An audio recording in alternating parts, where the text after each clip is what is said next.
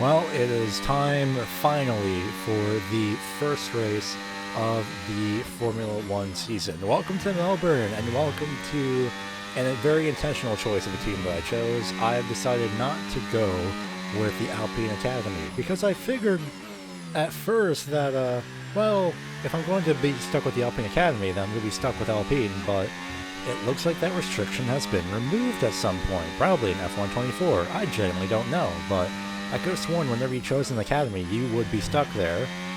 And I decided it was very funny if I had joined Hajar with Racing Bulls, considering we finished 1-2 in the championship. I'm going to kind of adjust the timeline. Lawson is not going to be in Racing Bulls. Instead, I, myself and Hajar, 1-2 in the Formula 2 championship, have decided to join up for Racing Bulls / Red Bull. Very interested in both of our performances is my headcanon for this, so we will see how things go. But this is my qualifying lap. As per usual, I'm doing the same thing I did with the Formula 2 races. That is on its own playlist if you want to watch that. But I always do qualifying laps on their own, and I will ramble in the meantime about certain things and stuff. With this, to finish in Q1, we managed to advance into Q2, moving up to P11. So we're going to go ahead and show the lap into Q2. I don't believe, if I remember correctly, I don't think Hajar made it out of Q1. So we decided to move on, and going up to provisional P11 is a very good sign. Sainz and Bortoleto, mostly Sainz, especially early on in this race, a little bit of a person to keep an eye on, or more of a team to keep an eye on, considering we are level with Williams, kind of, in a sense. At this point, at some point during the season, I do change the difficulty. I'm not recording the whole season. I'm recording this VO on the 25th, so all the VOs for the first 3/4 races, I'm recording all on the same day, because you see how short this video is. Despite being, yes, it is a 100% race, there is a lot of nothing that happens. My voice is already worn down. Oh, God. We're off to a flying start. But regardless, we are flying through overall fastest. I'm never going to get that right. Overall fastest in Sector 1. Personal best in Sector 2. I'm just going to say session best in Sector 1, I think, because it's what my brain is trying to say. I don't know what I'm trying to say anymore. Anyway, we're off the final corner. No mistakes, all the speed possible. And we come across the line to go provisional P7, so we advance into Q3 as the checkered flag falls. So, first race in Formula 1, and we are already making a name for ourselves just by getting to Q3 alone. In the first race of the season, showing the prowess that I had over Isaac Hajar. That would have been track limits in real life. We'll just ignore that part. There's a reason I don't have them set to strict. They're very annoying. Something I was about to bring up too, and I just distracted myself, is I think just the headcanon. Oh, right, yes. You'll probably see at some point with the ratings that my rating is actually lower than what it was in the Formula 2 save. Reason for that is I had a couple problems with the first race of the season, and I couldn't roll back, quote-unquote, to the first race of the season, so I had to make a new save. So, same name, same driver, same stuff and everything, same team. It's just my rating is a little bit lower, but I don't really care, honestly. I really don't care. I could probably get my rating up quite quickly anyway, so I think coming into this, I think the default is like 68 rating, or 65, I think might have been the default. I don't really fully remember. But anyway, no session fastest sectors. That's a tongue twister, I feel like. Just personal best, because I think I only put in one lap, and that was just kind of a banker lap on both tires. So we will cross the start-finish line for the third and final time, and we will move in to start in P9. It's not that big of a deal. So let's go to the grid.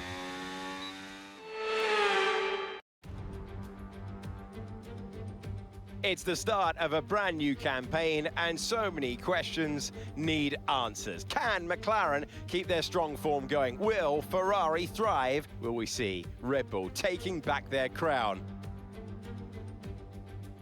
We first raced here in Albert Park back in 1996. It's 3.2 miles, 14 turns now instead of the original 16, part of a larger redevelopment to encourage overtaking. The drivers enjoyed it. In 2022, it retains the landmarks, the bumps, the challenge, but there's more opportunity to attack with those 5 corners to the left and the 9 to the right. It's time to take a look at our starting grid for today's race. Lando Norris put in a fantastic lap yesterday, and he will start from pole position, with Charles Leclerc alongside. Moving on to the rest of the grid, we have Verstappen, Hamilton, Oscar Piastri, and Alonso. Antonelli, Frostbite, Hulkenberg, and Lance Stroll. Tsunoda, Ocon, Gabriel Bortoleto, and Sainz. Russell, Gasly, Alex Albon, and Isaac Hadjar. Behrman and Franco Colapinto rounds off the grid. And now it's time to head down to the track.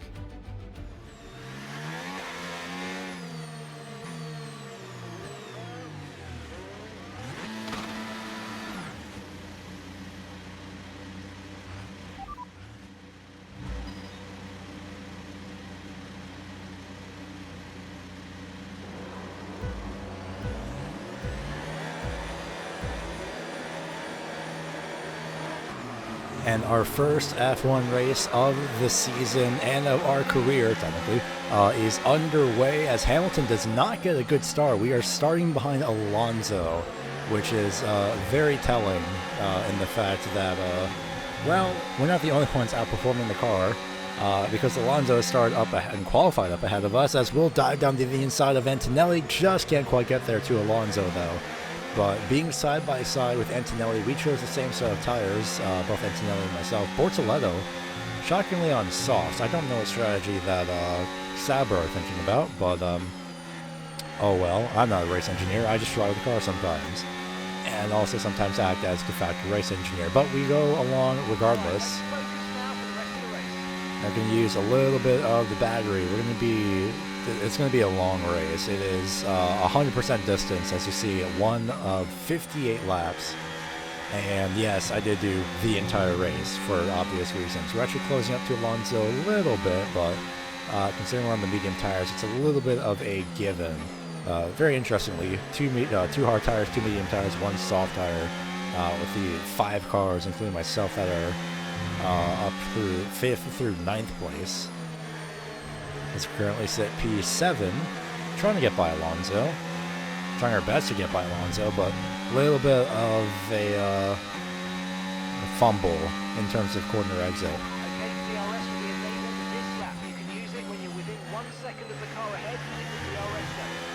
And of course, Mark, as always, jumping in as if I don't know how to drive the car. But a couple laps later, we do catch up to Alonso with a little bit of battery usage. He also has DRS. He closes DRS, actually, just for a little bit, but we're not able to capitalize either way. We have overall fastest Sector 1, Sector 2.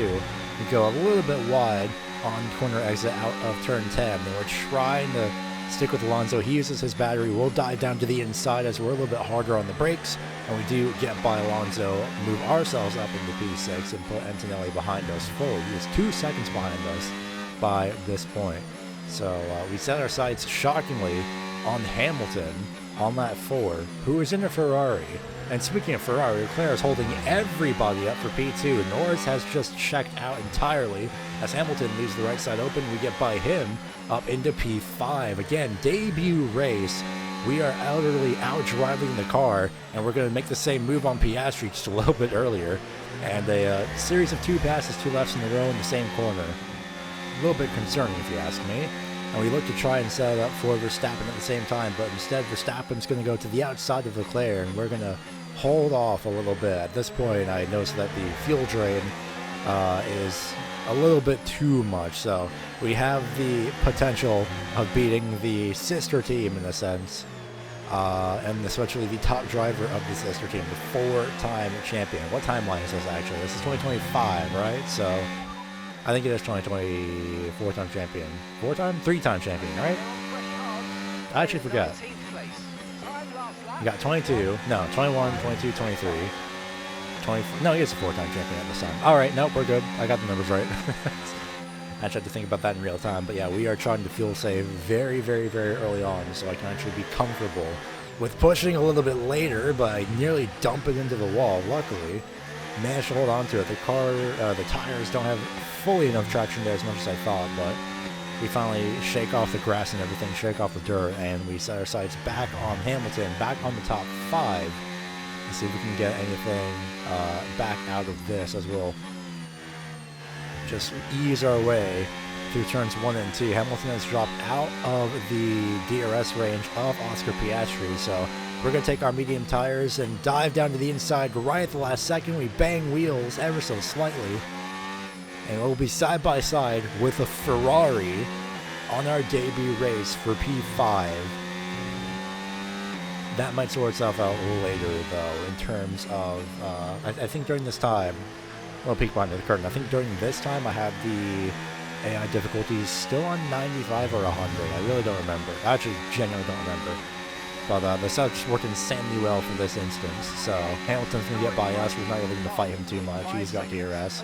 It's only lap 14, so we have a very, very long ways to go. It's not really worth pushing right now, so I go back to the racing line, and I just go back to focusing on my own race, just trying to make it through the corners and, you know, survive. Lap 15, we do have DRS range, and just barely overshoot the corner. You can tell from the panic downshift that not doing too well. Hit the curb a little bit, nearly drift out of the corner as well, trying to push insanely hard. Left off the throttle a little bit so we don't nail the left side of the car into the wall. And we'll try and get at it for another lap as we get DRS this time through, but not able to capitalize. Moving up to lap 17 to the main straightaway, as we just slide out of the corner. If I remember correctly, we did that same thing in Formula 2. That corner is just utterly brutal. Luckily with LiDAR scanning, or luckily with our gap that we have, not everyone is as close as they are, so we do come into box for new tires. And be the only ones on the mediums coming in. You may see we're in P4, it's because another car ahead of us had a box beforehand. Do I remember? Genuinely? No. We move on to our hard tires as a smooth pit stop. Easy enough as it is. So, nothing too eventful.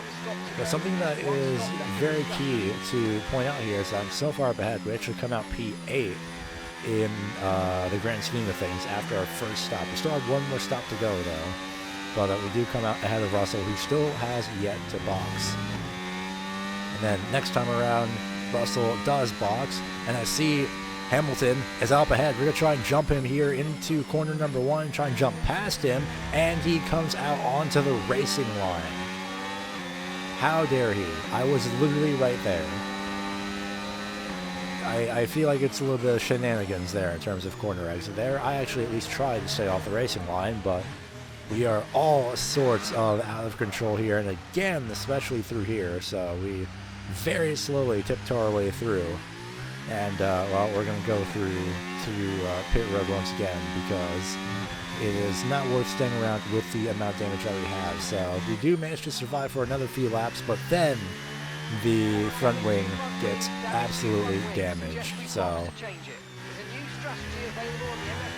this is around the latter point with about 30 laps to go as well. Not exactly where I wanted to switch to medium tires, but, well, we kind of have to. So after a tire change, well, and front wing change, more accurately, we come up behind Alex Albon for P16. We have to make our way through as Albon is not giving us any form of space. And I'm trying not to use the battery, but I decided, you know what, this is the time where I will use the battery and deploy that heading into turn 9 through turn 10. And we move on to try and get our way up the field once again. Isaac Hadjar, our teammate, up ahead of us.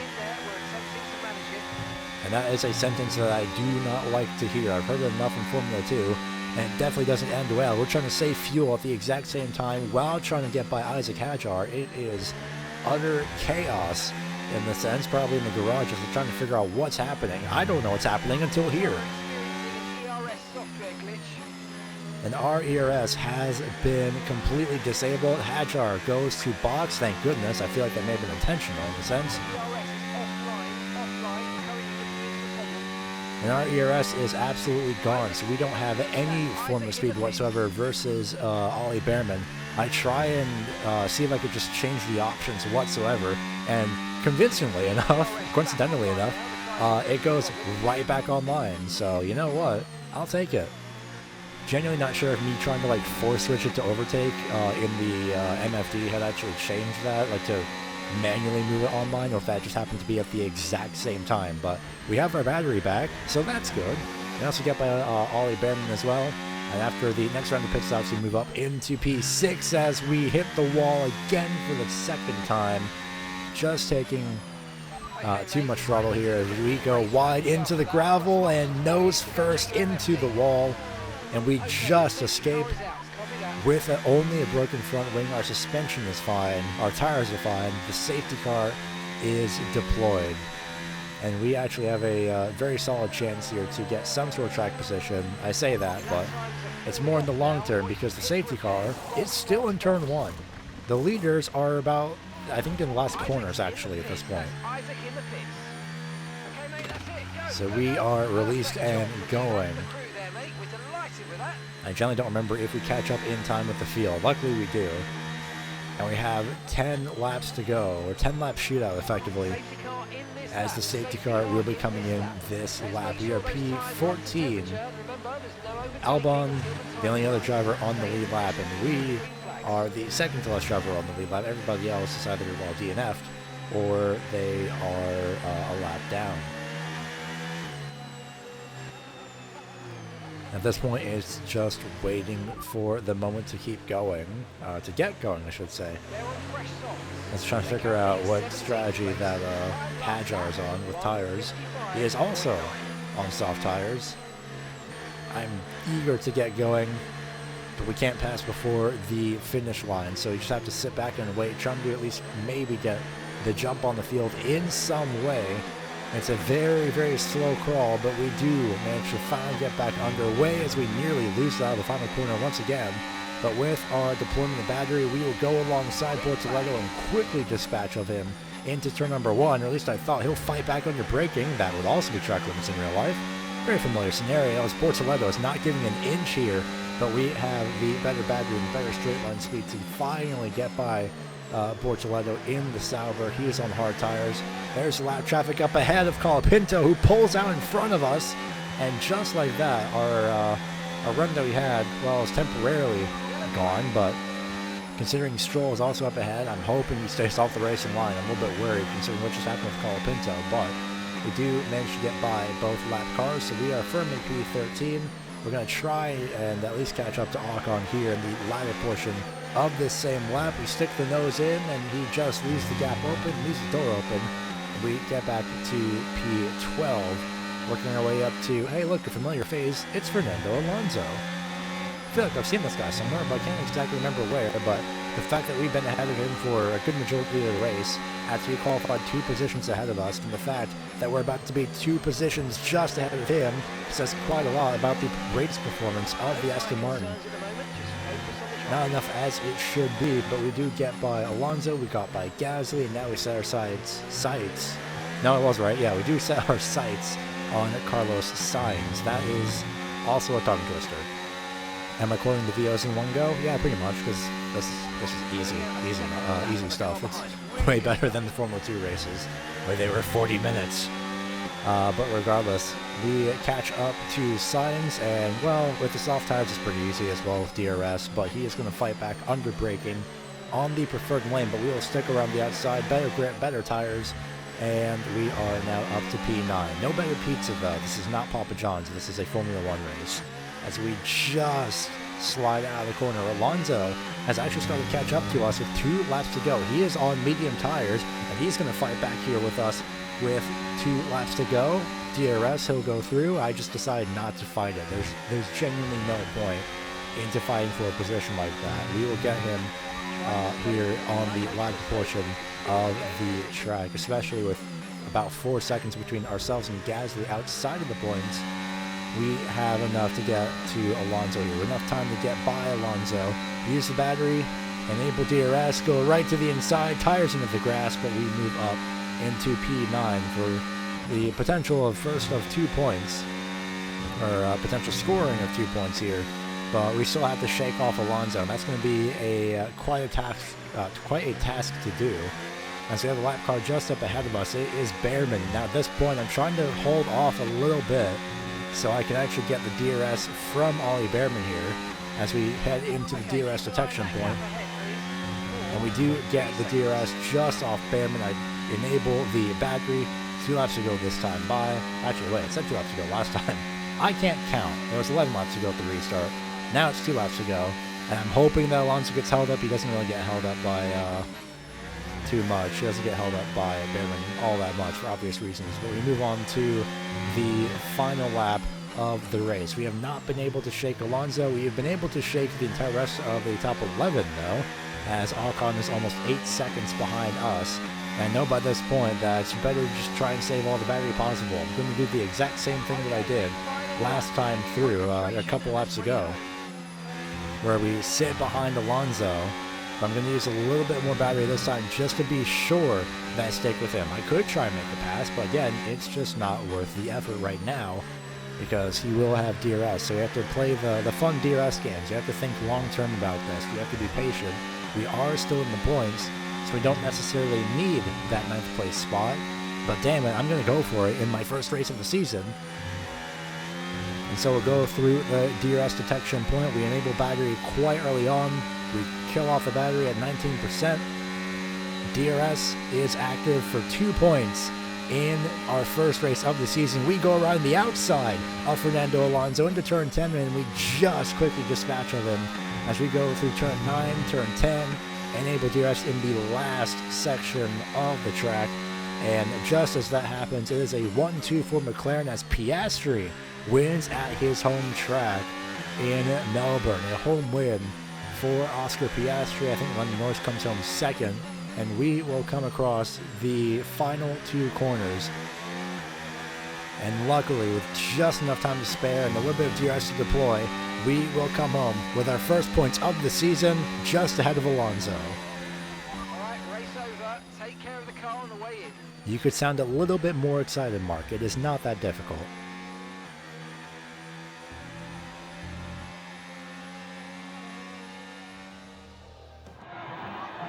Plenty to get stuck into afterwards, but now the podium for our top 3 drivers. And it's special for Piastri back on the top step.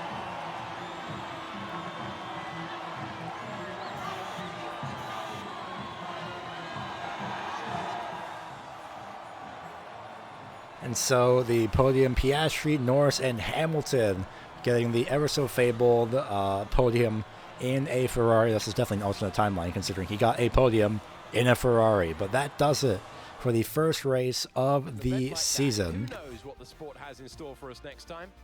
Be sure to join us again. Here are the final standings on your screen. Verstappen finishing 5th, interestingly. George Russell started 15th, finished in 8th. Hulkenberg, the only driver that DNF'd in this race. And of course, it didn't bring out a safety car, so it wasn't really too important to keep. But that is the final standings for this event. As we move on to the results, you may notice that it's McLaren, Ferrari, Red Bull, Mercedes, and 2 other teams, Racing Bulls and Aston Martin. How will the rest of my debut season go? 6 teams have points on the board, 15 races to go.